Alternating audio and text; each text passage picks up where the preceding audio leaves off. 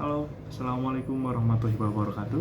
Perkenalkan, nama saya Muhammad Sakisal Akbar. Saya berasal dari Prodi D3 Manajemen Pemasaran dengan NIM 6704 220040 dan dari kelas D3 MP 4604. Saya di sini akan mempresentasikan resume materi pertemuan 5 sampai pertemuan 8 mata kuliah manajemen produk.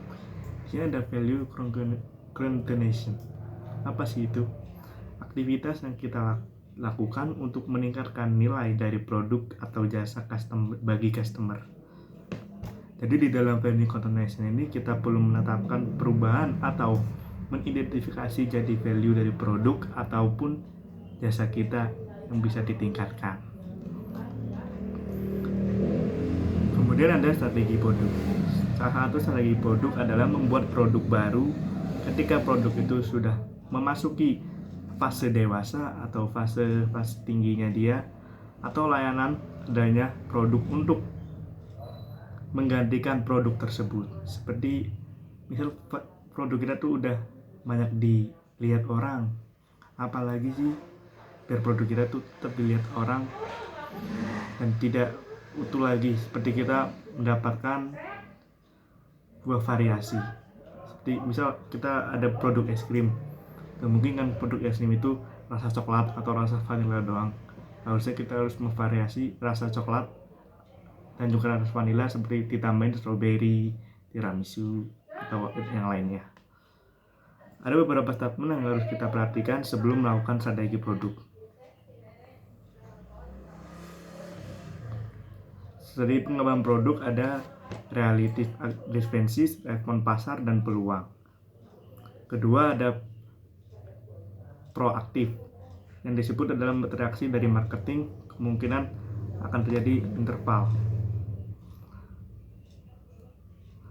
Kemudian di pertemuan 6 kita ada materi tentang customer analysis in distribusi era.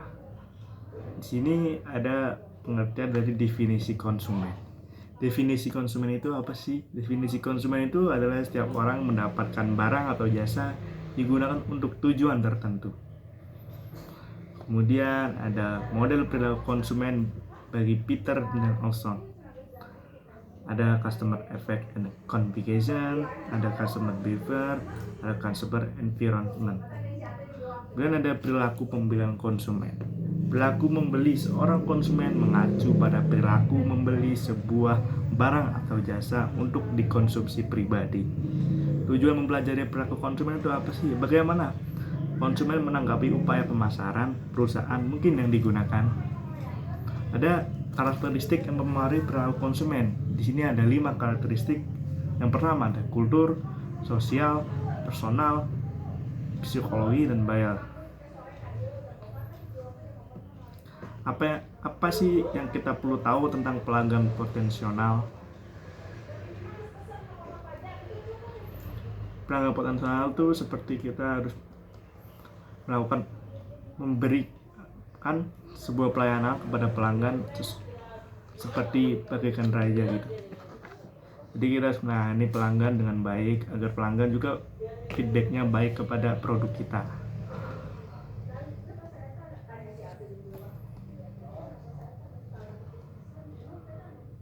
Jadi mengetahui pengharapan pelanggan. Ada teknik-tekniknya, yaitu survei pelanggan, analisis data, fokus pada grup, analisis media marketing channel, menjalin hubungan dengan pelanggan. Jenis-jenis content marketing ada content education, inspirasi, entertain, convenience. Edukasi itu kayak kita mengedukasi bagaimana sih cara kita untuk menggunakan sunscreen, atau bagaimana sih tutor kita untuk melakukan teknik seperti pull up, push up. Inspirasi adalah sebuah konten-konten inspirasi yang menginspirasi kita untuk kedepannya. Entertain adalah mungkin banyak ya sekarang di TikTok entertain. Konfirmasi konten untuk bertujuan untuk meyakinkan pembeli, jadi pembeli itu yakin kepada kita. Entertain juga konten-konten yang menghibur, untuk diri kita atau untuk penonton, audiens, untuk supaya terhibur dengan konten entertain ini. Kemudian ada pemilihan objektif konten marketing. Apa sih contoh konten tentang edukasi? Di sini ada tutorial kursus online, ada video pembelajaran tentang matematika, terus ada misal tutorial memakai hijab pasmina gitu. Apa juga sih konten-konten inspirasi? Konten-konten inspirasi ini ada banyak ya, seperti video motivasi, ceramah inspiratif, terus kayak video tentang keberhasilan di dunia olahraga gimana, banyak contoh inspirasi lainnya. Oke, kita ke materi yang keenam.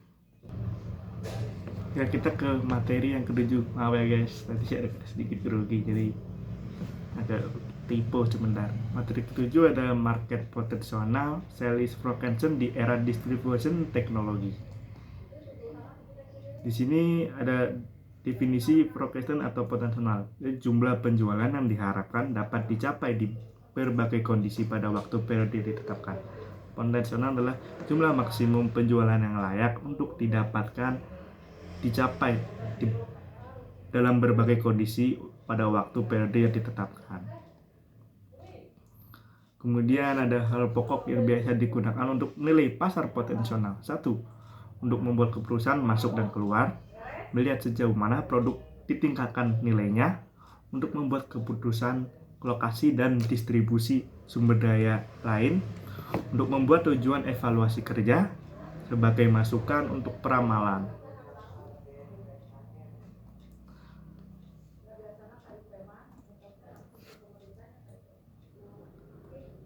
Kemudian di sini ada new growing product potential, ada relative advantage, ada competitive, dan ketiga ada risk. Metode menilai pasar potensial dan potensi penjualan. Analisis penilaiannya berdasarkan apa sih?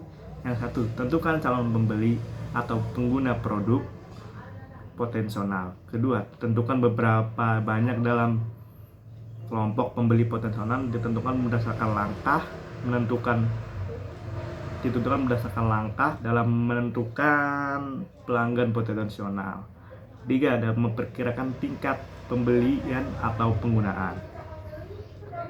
Fungsi peramalan itu apa sih? 1, untuk menjawab pertanyaan bagaimana jika, untuk membantu mengatur anggaran, untuk membantu memberikan dasar-dasar bagi sistem pemantauan, untuk membantu perencanaan produksi, dan kelima, analisis keuangan untuk menilai suatu perusahaan.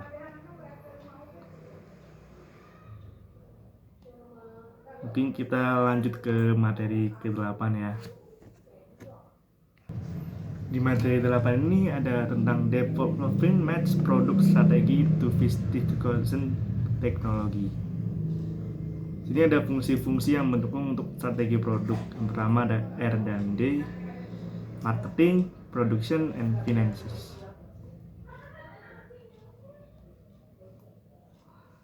Sebuah strategi pemasaran kompetitif atau masuk akal.